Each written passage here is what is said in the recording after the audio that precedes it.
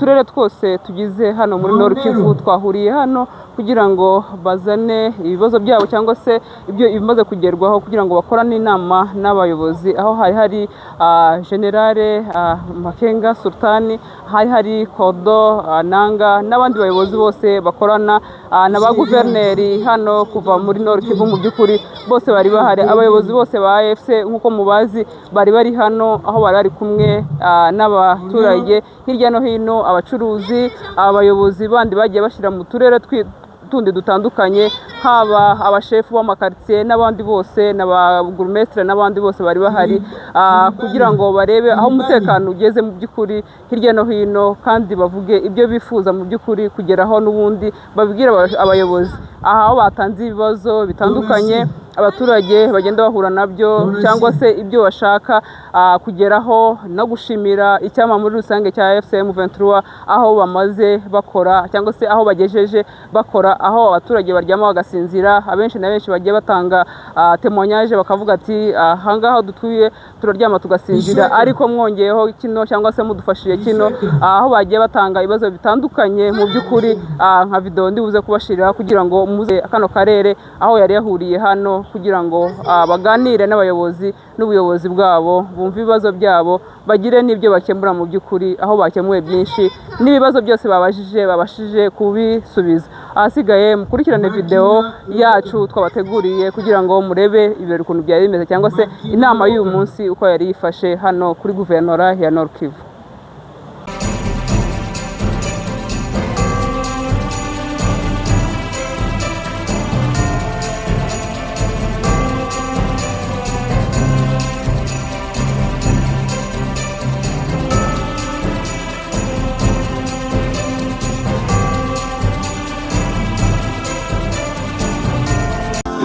Ils sont estimés à plus de 800 notables venus du territoire de Lubero, Rutshuru, Nyiragongo, Masisi, Walikale et la ville de Goma, qui ont choisi la journée de ce lundi 12 janvier 2026 pour conférer avec le leadership de la FCM23. C'était au musée de Himbi, chef-lieu de la province du Nord Kivu. De quoi était-il question? D'entrée de jeu, le coordonnateur politique de la FCM23, Corneille Nangaa, a saisi la balle au bon pour rappeler le contexte d'insécurité, de tueries, de massacres perpétrés par le régime de Kinshasa. À présent, dans les zones libérées, témoignages obligent, cela appartient à l'histoire, a-t-il dit. C'est grâce aux efforts de l'armée et de la police révolutionnaire congolaise, efforts conjugués avec vous, les notables résilients, qui n'attendaient que le changement, la révolution, envie de créer une nation digne, a-t-il précisé. Corneille Nangaa rassure que l'année 2026 est une année de victoire. La FCM23 avance et ne reculera point. Le coordonnateur politique de la FCM23 lance un appel à tous les autres notables se trouvant à l'extérieur du pays de revenir dans leur territoire et villes où la sécurité est une réalité. Usalama tumepata. Ce n'est pas gratuitement. Alors, usalama tunapata iko na bei. La paix a un prix. Cette paix-là, il faut la consolider. Kwenye wetu hapa kwenye tulisha libere. Please. Usalama inatoka Goma, Bukavu. Il faut que ça aille dans tous les territoires. Mais il faut tout y maintenir. Donc, toute information, il y a Moubaï. Toute information, yenye tingiza hiyo usalama, sisi wote tutumike pour consolider cette paix.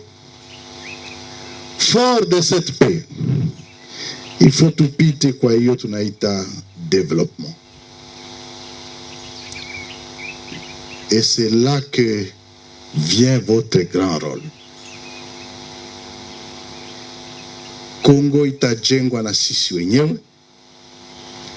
Développement ni sisi wenyewe. Et c'est le moment des opportunités.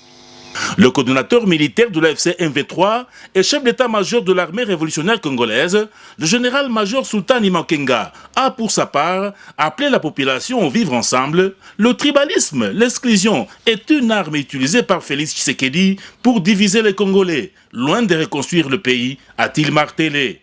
Kwa kukumbusha kwamba mambo yote ili wezekane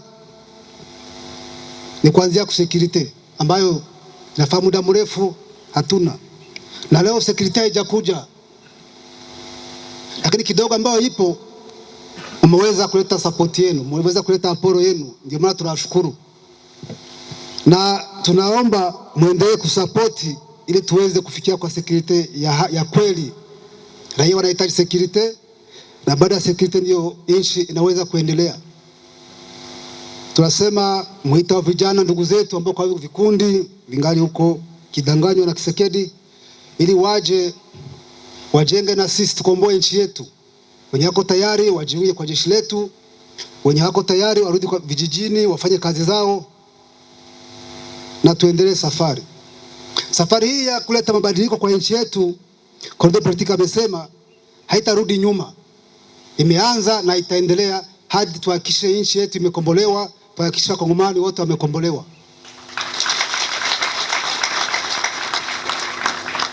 L'étape cruciale est celle des jeux questions et réponses. Sans tabou, les notables ont évoqué la souffrance des populations dans les zones non encore libérées, victimes de tracasseries de Bazalendo, FDLR et FARDC. Ils ont souhaité que la RC avance le plus tôt pour une libération totale de la RDC. Nous avons eu le temps de poser plusieurs questions. Chacun pouvait poser une question. Il n'y avait pas de questions taboues. Donc, nous avons été satisfaits et nous rentrons chez nous à l'aise. Aujourd'hui vaut mieux que hier.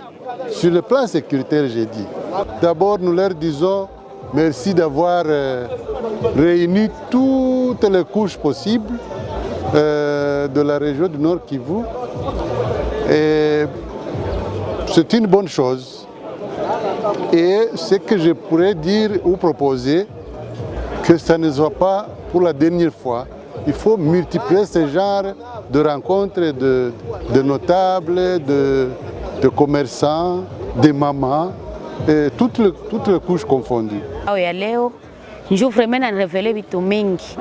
Kwa kwanza sisi wa mama hatuhusishwake mu vikao mbalimbali sawa hivi, na japo sisi njoo wa victime zaidi sana juu ya vita.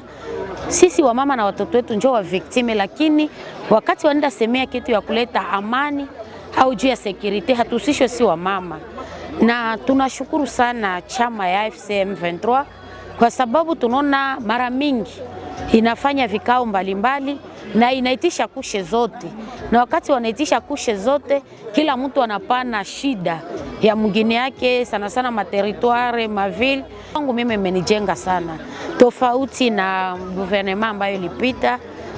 Mara mingi tulikuwa tu tunaonaka tu maire de la ville, tunaona gouverneur, tunaona mkubwa fulani ku television, ku réseaux sociaux, mais tofauti na hii gouvernement ambayo imekuja leo. Uongozi kuko tofauti kubwa sana tena sana, sababu tukaingia ku security leo humu population imekuwa kabisa na hamu ya kuishi, sababu walikuwa bashaka kata tumaini donge kulala na kulamuka ilikuwa ni neema ya Mungu.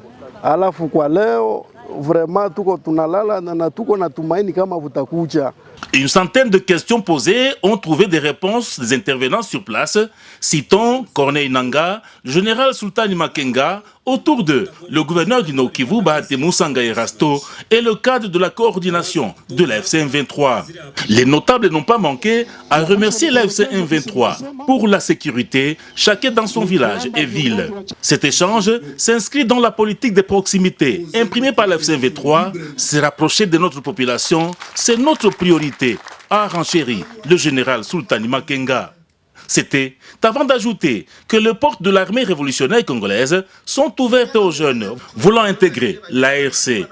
Les notables ont salué cet échange à bateau rompu et souhaitent que ce dernier soit périodique.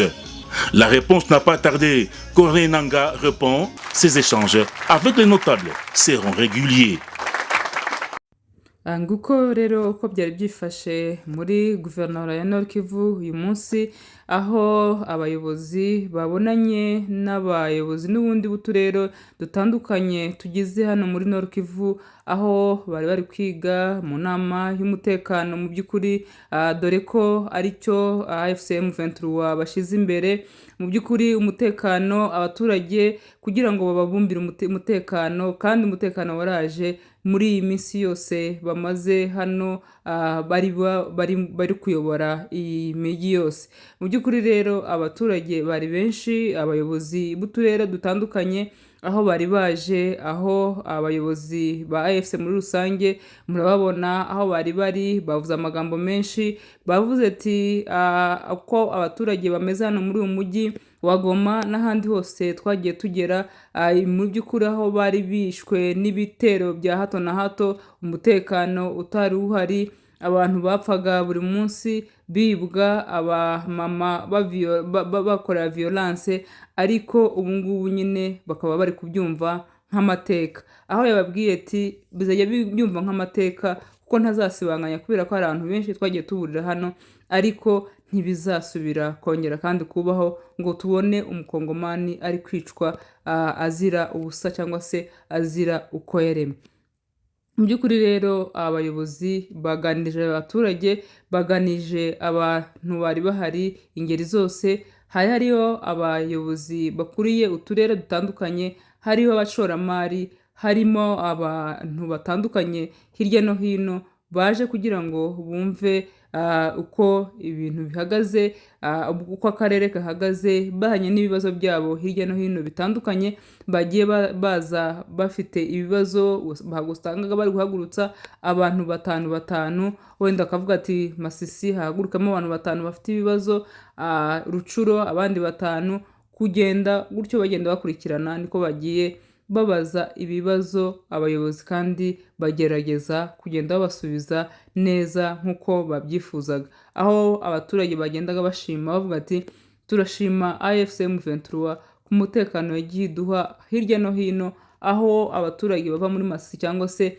abamasisi bahingaga ibiryo bakeza, ariko bakabura ukuntu babizana hano kubera amabariyeri ya hato na hato, henshi yabaga ari mu mihanda, babahagaritsa bakajya kugerayo bagera amafaranga yose yabashizeho, ariko ubu ngubu bakabashima AFC M23 ko yabashe kubagarura amahoro, akuraho aya mabariyeri yose bari barashize mu muhanda.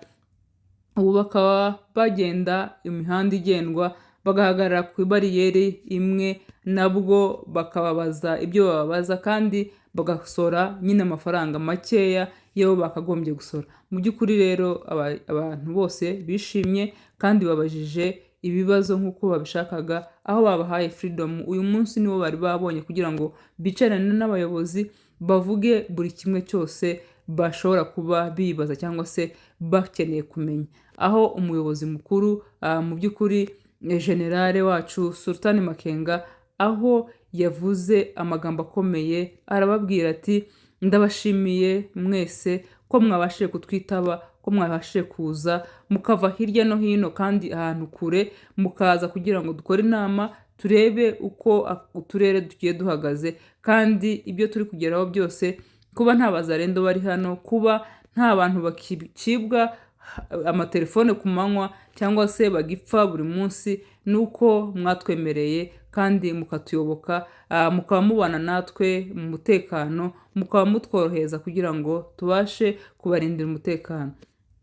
Abarabashimiye, ababwira ko hirya no hino bagiye batanga ibibazo, abantu bagenda batanga ibibazo bavuga ati mu turere tw'iwacu hirya no hino hari ahantu hatari amahoro yose asesuye, aho usanga abawazalendo cyangwa se abasore bakora urugomo, ugasanga baratwinjiranye mu maduka baribye, ugasanga mu muhanda haracyarimo utuntu nyine two kwiba, two kwigira abajura. Arababwira ati abo bose rero, abo bana bose bari mu muhanda, bari hirya no hino, abo biba, abo babomora amazu nijoro, abo turabashaka, abo ni abana bacu, ni abakongomani, mugende mubabwire, ababyeyi babo mwese murabazi, mugende mubabwire baze, nta handi twabashira, ntago twabica, ahubwo baze kugira ngo babashe kugira umutima wa kimuntu, mubakuremo amacakubiri, mubabwire bamwe bajye mu mago bashaka ibyo bakora niba ari amabizinesi, abandi basubire mu mashuri, n'abandi babe baza tubigishe igisirikare cyiza gifite disipurine kandi barwanire intego, barwanire kubaho, barwanire abakongomani, barwanire ababyeyi babo, barwanire igihugu cyabo mu by'ukuri. Rero bakomeje bashimira abantu, bakomeza babaza ibibazo, babajije ibibazo byinshi kandi byose byabonyewe ibisubizo aho ngaho, aho guverineri Bahati Musanga wa hano muri Nord Kivu yagiye asubiza ibibazo byinshi bagiye bababaza, n'ibyo atabashije gusubiza akababwira uko bigomba gukorwa. Arababwira ati muzaze tugiye kwicara turebe igisubizo, kuko turi hano kugira ngo tubabere ibisubizo, kugira ngo dufashanye. Mu by'ukuri nabonye abantu bose basubijwe cyangwa se baridesite ku byo bababwiye, aho batanga ibibazo hirya no hino kandi bagahita babibonera ibisubizo. Ibijyanye n'umutekano, Generale Sultan Makenga yabisubije. Ibijyanye na politike n'ibindi hirya no hino abantu bibaza ati se kubera iki mutakomeza ngo mugende, mwari mufite imbaraga nyinshi, tuzi ko natwe mutugeraho, hari abaturage hirya no hino bari gutaka bashaka ubutabazi. Mu by'ukuri ibyo byose babigezeho, aho bababwiye ngo ntago babirengagije, ahubwo nta na rimwe bazigiye kuzasubira inyuma. Ati ntago tuzasubira inyuma, twariyemeje gutabara abakongomani aho ahavuze hose urusasu cyangwa se aho bica abantu hose, tugomba kugerageza kugira ngo tugomba kuhagera kugira ngo tubashe kubakiza. Mu by'ukuri rero aba ni abaturage bagendaga babaza ku ruhande, bakavuga ko bishimiye ibisubizo babonyemo hariya, bishimiye ukuntu ba guverineri, bishimiye ukuntu abayobozi bahita batanga ibisubizo hariya, kandi bishimye. Mu by'ukuri nta muntu wageze hariya ngo atahe nta gisubizo abona. Umuntu wese wahagurutse yabashije kubaza ibibazo bye kandi arasubiza, aho guverineri wacu wa hano muri Nord Kivu yakomeje ababwira ati ibibazo byose bagiye babaza yagiye abisubiza. Aba ni abashimaga bavuga ati turabashimiye umutekano mwaduhaye, turabashimiye ko dushobora kumara icyumweru hano nta rusasu ruvuze, turabashimiye ko abantu bose ubu ngubu baryama bagasinzira, abantu bose ubu ngubu bari mu mirimo, nubwo amabanke leta y'igisegeti yayafunze, ariko turi kwiteza imbere kandi turi kumwe namwe, ati tuzagenda tugera ku majyambere. Nuko rero byari byifashe mu nama yabayemo uno munsi, yarihuje abayobozi ba AFC muri rusange hamwe n'abayobora uturere dutandukanye, aho baganiriye barebera ikibazo cy'umutekano aho kigeze, n'ibibazo byo hirya no hino, aho babiboneye igisubizo babajije kandi bakabasubiza. Ahasigaye amahoro y'Imana abane namwe.